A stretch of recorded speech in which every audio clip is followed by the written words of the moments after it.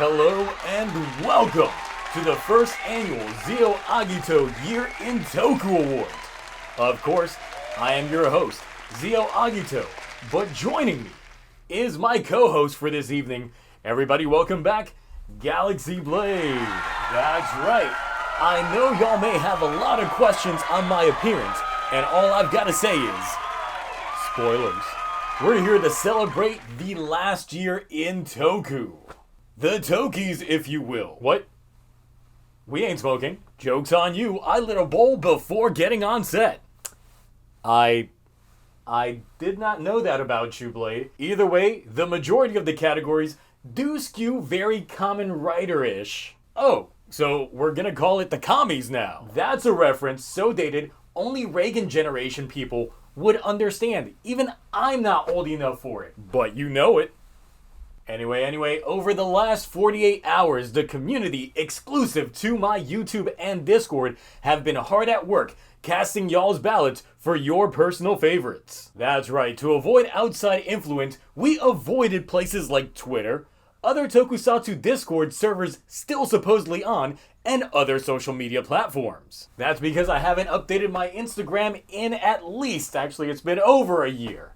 So, just to give you all a little bit of inside knowledge on my analytics. You're spreading those cheeks?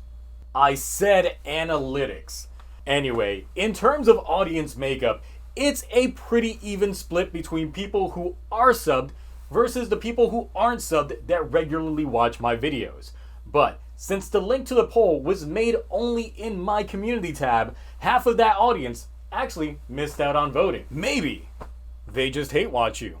It do be like that sometimes, but outside of that, the majority of my viewers do tend to skew male at 95% with a 5% female audience. Space5 sends his water. And your female viewership just dropped. Damn. For real?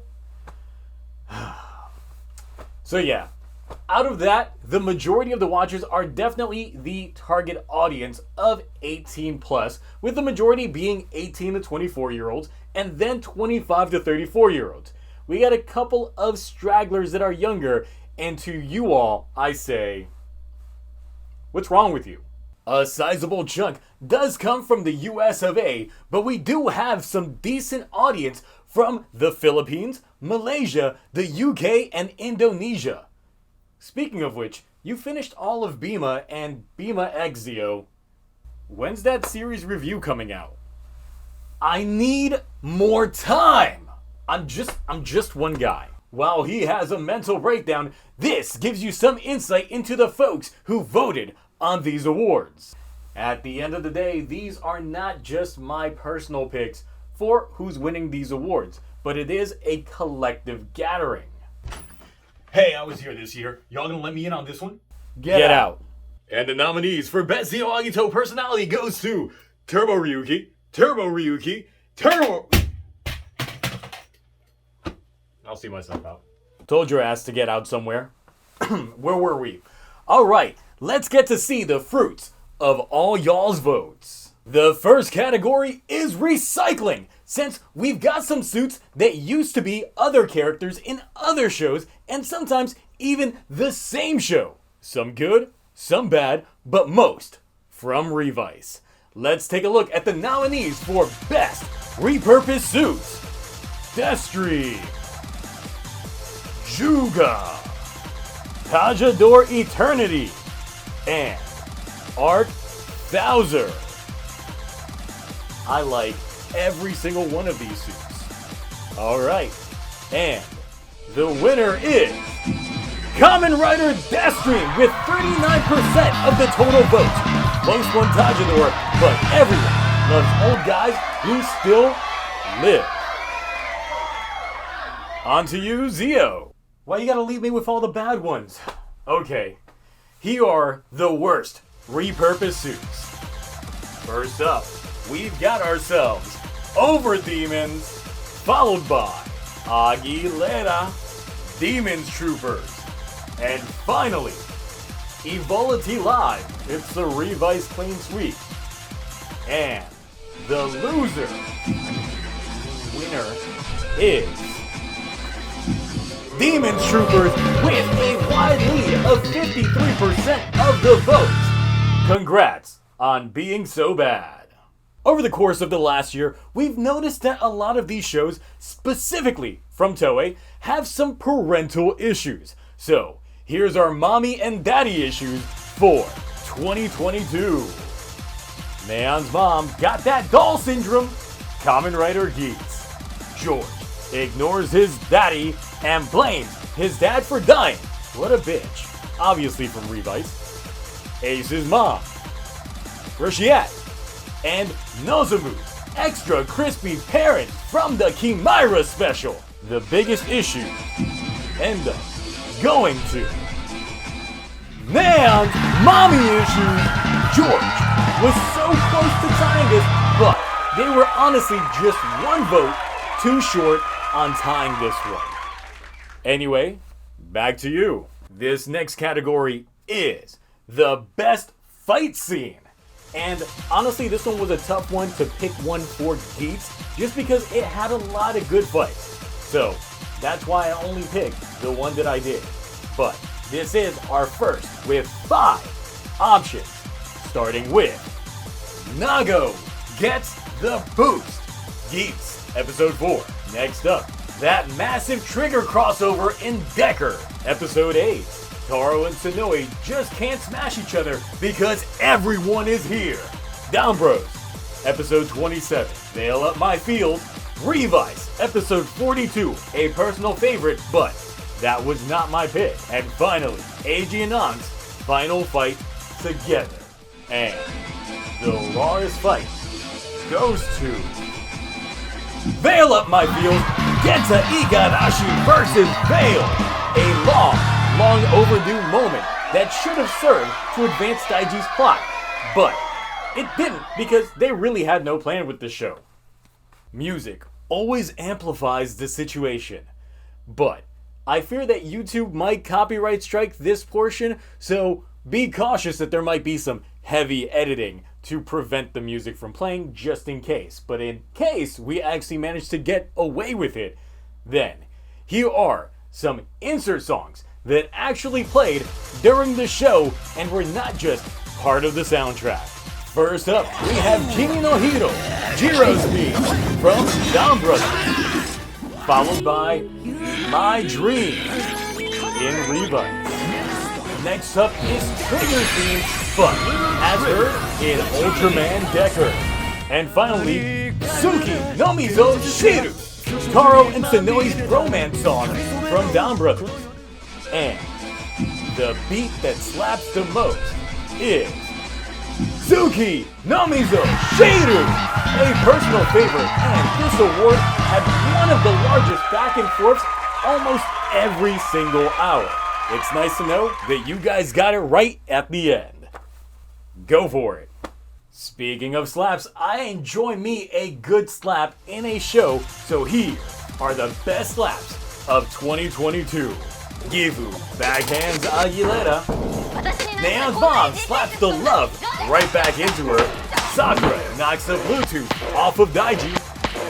And Tsubasa getting the wake-up call. The slap that hit the hardest is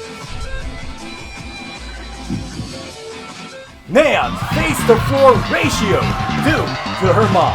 The percentage ain't even close between this one and the next one.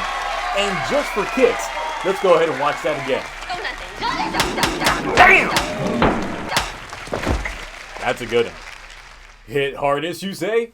How about In the Fields? Because next up are scenes that hit you the hardest.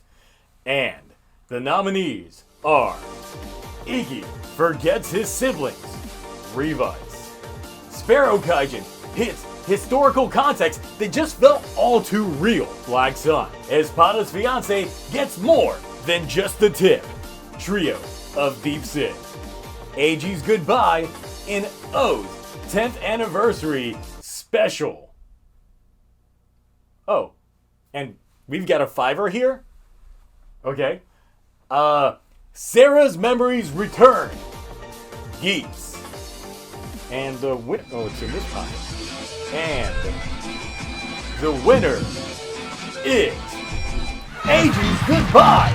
And you know it's odd, because if you go based off of social media, the vast majority of folks hated this ending.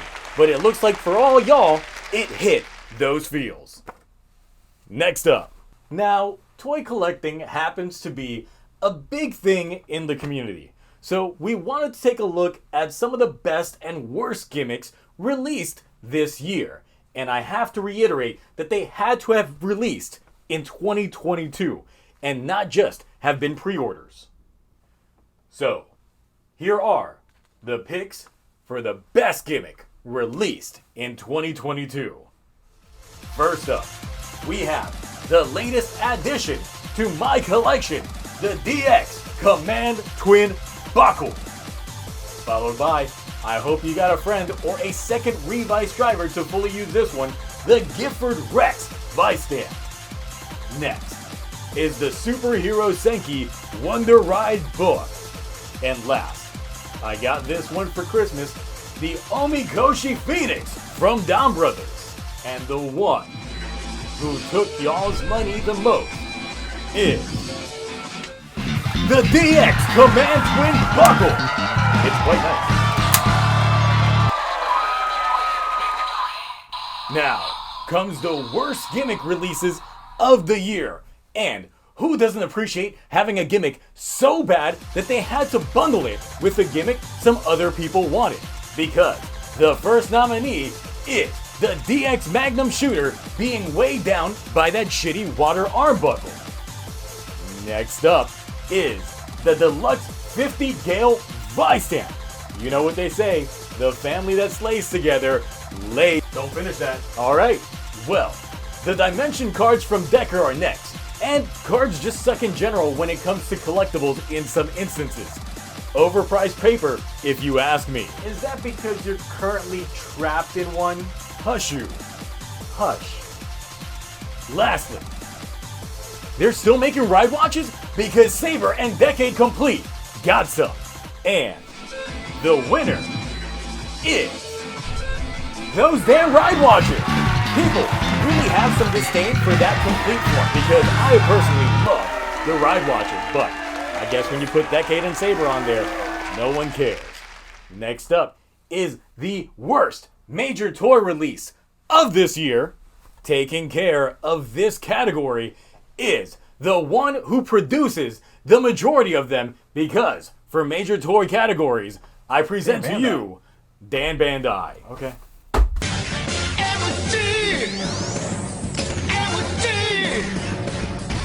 That's right, I've come to see how those spending habits have gone this year. But we have a few crap ones that some of you still spent money on. This year's worst toys are as follows. The DX Libera Driver. What can I say? I thought girls' toys wouldn't sell. Legacy Collection Power Sword. You can blame Hans Hasbro for that one. Hans Hasbro? Oh, it's another wig! The Airfly Sunglasses. I can agree on that one. And the Ultra D Flasher. Can we blur that one? Who named this? Sounds like what you would get arrested for outside of a Denny's parking lot. And the winner is the Airfly Sunglasses. I really thought the Power Sword would have this. It had the lead for the longest time, but those last minute votes turned the tide. Now, on to the best major toy release. First, we have the ultimate Mumen Ken, Kyomu. Y'all still buying Saber stuff? Nice. Next is the Don Oni Taijin. Articulation like you've probably seen elsewhere.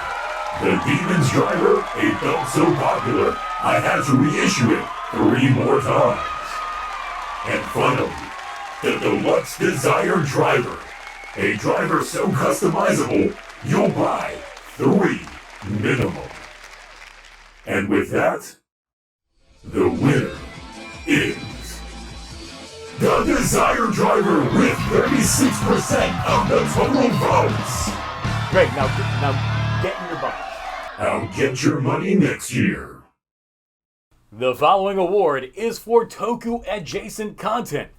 And remember kids, if it ain't live action and special effectsy, it ain't Toku. Made a whole video about it earlier this year. That got completely overshadowed by another video that I won't go into, but yeah.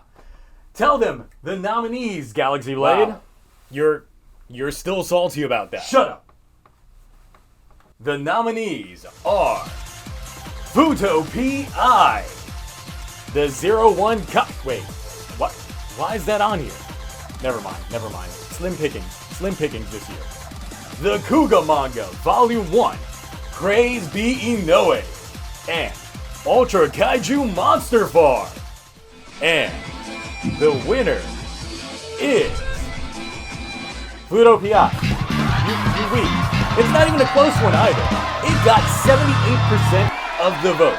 It's a large sweep out of any other votes so far, and I think probably even the whole competition. Wow. Go.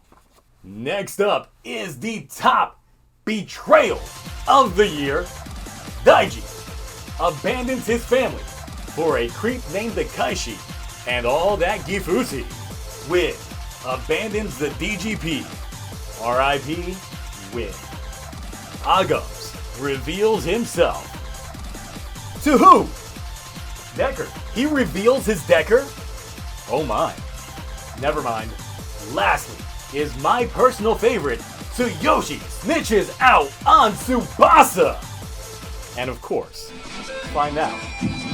Wouldn't be a shocker here, I think. The winner is Kusaka 2.0 Tsuyoshi snitching on Tsubasa. Such a great moment and the biggest holy shit moment for me this year. Yes! The train has pulled into the hydration station.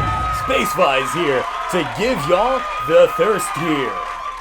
Yes, we are now in the Spaceys Award. Bro, you gotta chill. What'd Kevin Spacey do? Some shit that we can't even say on YouTube. What's that? Oh. Shit. Ladies usually go first, but we're saving the waifu wars for last. So, it's the fellas who are up first. First up, we've got George Karizaki. Bench lift, bag popper indeed. Nobuhiko from New Generation Black, Black Sun, is up next. Followed by Black Kaito, True Heroes, Never Pull Out. And Akira Date. This man is aging like fine wine, I'll tell you what. And the winner is... Oh shit, it's George! I was keeping up with the live reporting last night, and Black Kaito had a clear lead, but it looks like the international audience prefers George on this one. Finally, it's the waifu wars of female thirst traps. First, we have the no gray in between, Sumuri from Geeks. Next up is my favorite, better be y'all's favorite, photo book on lock, Sononi. Can you wrap it up? Move on to the next one? Oh yeah, Young Yukimi from the Veil Special. She is very tactical, if you know what I'm talking about. And finally, Nea Karama from Geeks. I see you younger guys out there. Y'all's chugging. And the winner is... Meanwhile, Sononi. 46% of the vote, but y'all made the right decision at the end. Alright, after the side hose, it's now time for the sideshows. These are the supplementary content for this series. The nominees are Revice Legacy Veil. So good until that last episode dropped the ball. Kamen Rider Gems, Smart Brain, and the 1000% Crisis. If y'all fuck with Sailor Moon and JoJo's, this is the special for you. Hurricaneger with Dom Brothers, Asanjo, and Birth of Chimera, Raw as Fuck Fighting, and the winner. Did I drop it? There we go. Revice Legacy Veil had like 3 sets, 5 actors, and they made it work. It really should have just been an hour-long special. And now, with any show, there are usually a few casualties that are needed to be iced out in order to propel the plot forward to just because. So, here are the nominees for Best On-Screen Death. Agatayama gets railed by Veil. Revice Legacy, Veil. Vice, who? Seriously. Who that? Revice. Dogami getting head, or rather, losing it, from Black Sun. And finally, Detective Juto finishes his early retirement. Damn. Tsubasa still doesn't know. Well, that's gonna be a fun 2023, and the winner is some demon guy. I don't know what that is. That Blue Veil? Blue Veil.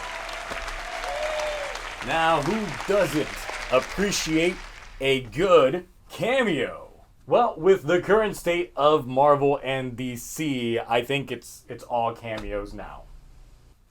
You are absolutely right, but a cameo in Toku just hits different. So, here are the nominees for Best Guest Star.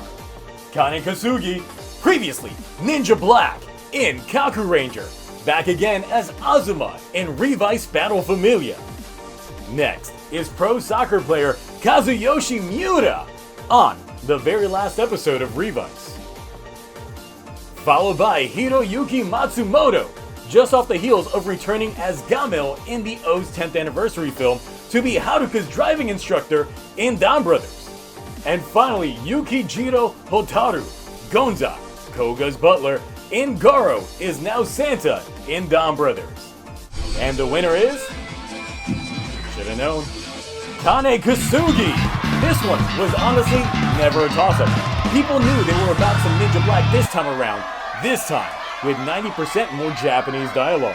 Remember when Toku shows rarely had crossovers outside of the superhero time bumpers, like Boukenger and Kabuto used to do? You don't? Well, that just means I'm old. Anyways, nowadays we get more crossovers than Space Fives goes through water. So here are the top picks for Best Crossover. Girls Remix Special. It was in. I thought the ending was bland. Next up, my personal pick, Kamen Rider, The Outsiders, Episode 0. Smart Brain back at it again, and Delta never looked so good. For the third time now, it's Trigger in Decker. Ooh, sounds painful. And finally, Two Kaiser X Go Kaiser. Could have been better, but we need some Zenkaiger representation up in here. And the Girls Remix. Why? Y'all out there just being way too thirsty. We are now winding down the show with the bigger award. That's right, Zeo. This last showcase is the best of the best according to our audience. And it's time for the final 8. First up, we have the best lead, the main character of the show, and there's no changing that. First up is Mr. Peach himself, Momoi Taro from Dam Brothers. He's followed by Mr. Full of himself, Ace Ukiyo, Kamen Rider Geeks.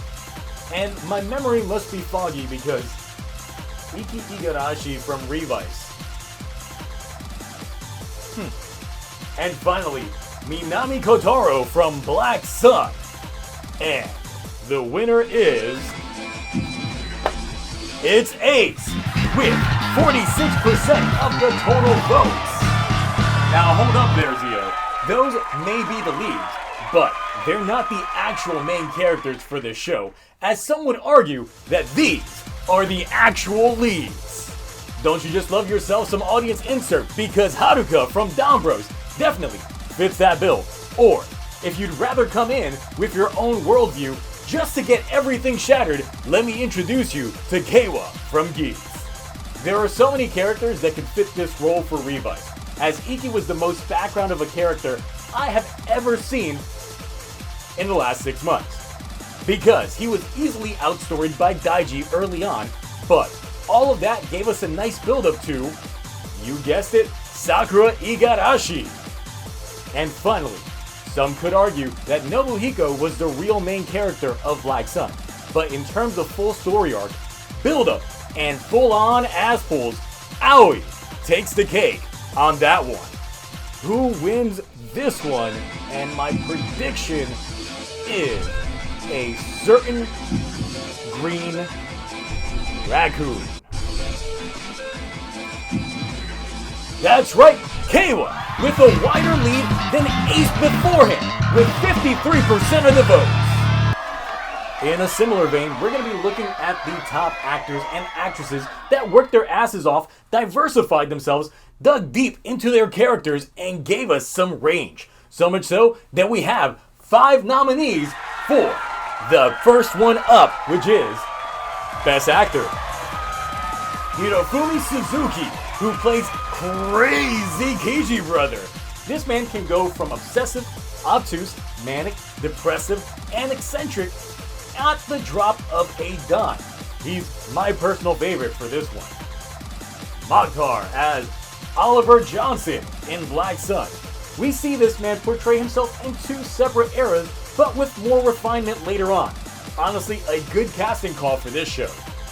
Next up, Tomoya Nakamura, Nobuhiko in Black Sun. Another Black Sun actor. Definitely gave us some good passion from this character. Say what you will about the character he played, but Jun Hashimoto is up next. Akaishi himself. This man must have had the time of his life playing this character, because with all the ham that he was dealing, you'd think it was Christmas at my house. Lastly, we got the return of a fan favorite with Shu Watanabe, Hino Eiji, making a comeback, not only reclaiming his former role, but adding a twist onto it. And now, who gets it? Hirofumi Suzuki! My personal pick right there, as the amount of rank showcase this year was just wild. Wild. Oh, you know I gotta play it up for the audience on this one. Space Fives returns with... Wait. Amisa Miyazaki is not in the Best Actress category? Rob! Boo! Boo this man! Boo! You can have this one, Blade. I thought you'd never ask. Alright, for Best Actress, we have Ayaka Imoto Sakura from Revice, Misami Nagasawa Hiroko Asami in Shin Ultraman. About time that thing got something. Bet you ain't winning though. Kohaku Shida, also known as Haruka, and Dombros. And finally, we have Yuna Hoshino, Neon Karama in Geeks.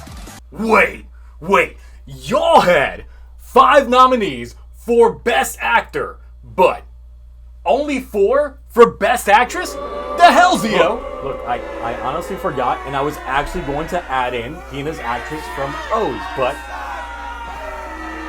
I forgot. What? That's it. I'm gonna go possess some other Tokutuber. Y'all out here not doing the Lord's work now. Good luck, and you can now continue, Blade. Alright.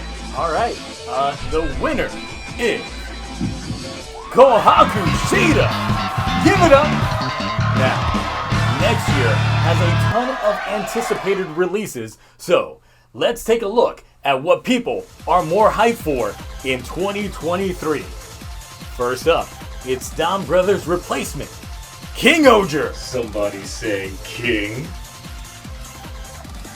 Who the fuck are you? Oh, you'll find out.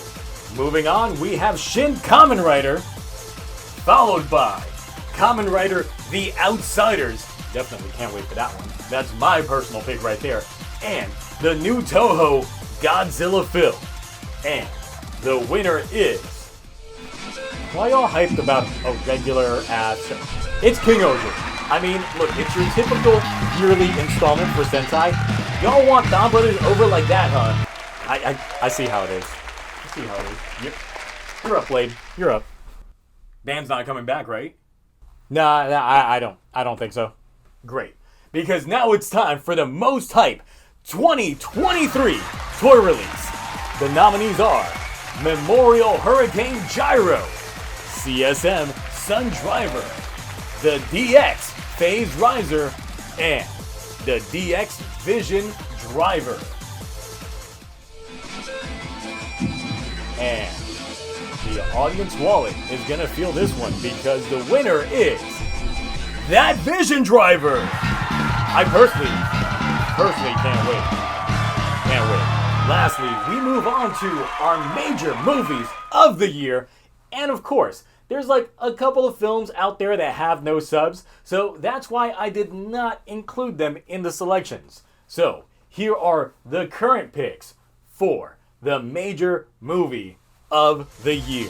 First up, it's Kamen Rider O's 10th Core Medal of Resurrection, followed by Shin Ultraman, Kamen Rider Saber Trio of Deep Sith, Kamen Rider Revice Battle Familia, and the winner is Kamen Rider O's 10th Core Medal of Resurrection.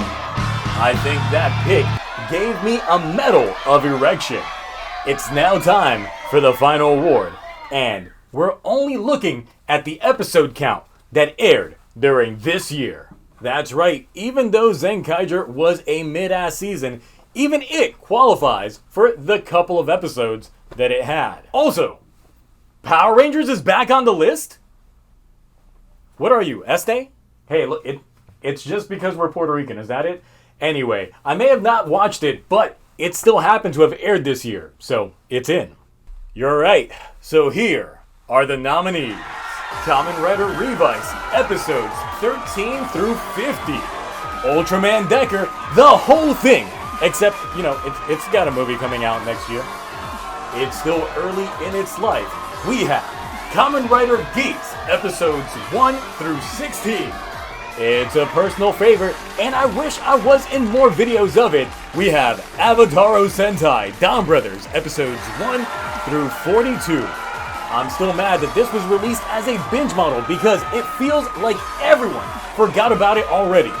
It's Kamen Rider Black Sun. I didn't watch it, but I guess some of you did. Dogenger's High School, Kikai Sentai Zenkaiger, episodes... Kaiser was already out of the story by this point, so I stopped caring. I still watched it, but yeah, it's not gonna win. And finally, Power Rangers Dino Fury, Season 2. And the winner is Kamen Rider Geats! Wow. Well, what a somewhat satisfying outcome, I'd say. You're telling me I personally voted for Don Bros, but I can understand where the audience is coming from with this one. Hey Blake, what are you doing on that park bench? That's right. For those of you that stuck around until the very end, I really appreciate this. I put a lot of work into these videos, and I grinded out so much, not just on this video, which is going to be hell to edit, but also my weekly reviews in terms of putting them out the way that they are in such a short amount of time. Really, it's just a staff of just one making it work. But my personal favorite thing about 2022 is you all watching. I thank you all for making 2022 a dramatically different year in my life. I had some ups, I had some downs, but when the ups hit, they hit. And you all give me the drive to keep going even when the going gets tough.